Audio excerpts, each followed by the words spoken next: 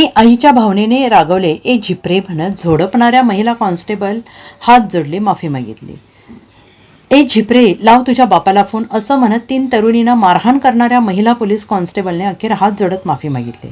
लातूरमधील एका चौकात triple seat प्रवास करणाऱ्या युवतींना अडवून चांगला चोप देण्याचं काम एका महिला वाहतूक पोलिसांनी केलं होतं. या घटनेचा व्हिडिओ व्हायरल झाल्यानंतर समाजमाध्यमातून उलटसुलट प्रतिक्रिया येऊ लागल्या. त्यानंतर वाहतूक शाखा कॉन्स्टेबल प्रणिता मुसने यांनी हात जोडून माफी मागितली.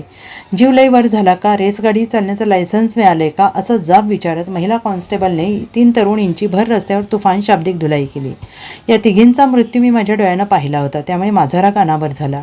मी त्या मुलींना आणि तिच्या कुटुंबियांना जे बोलले त्याबद्दल माफी मागते, असंही मुसने यांनी म्हटलंय.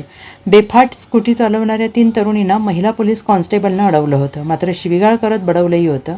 मात्र वाहतूक पोलिसांनी अशा प्रकारे मारहाण केल्यामुळे या घटनेवर समाज माध्यमातून उलटसुलट प्रतिक्रिया आल्या, ज्यामध्ये बहुतांश नेटिझन्सने महिला पोलीस कॉन्स्टेबलवर प्रखर शब्दात टीका केली. त्यानंतर आता प्रणिता मुसले यांनी हात जोडत माफी मागून हा विषय संपवला आहे. Bureau report, SBN Marathi, Latur.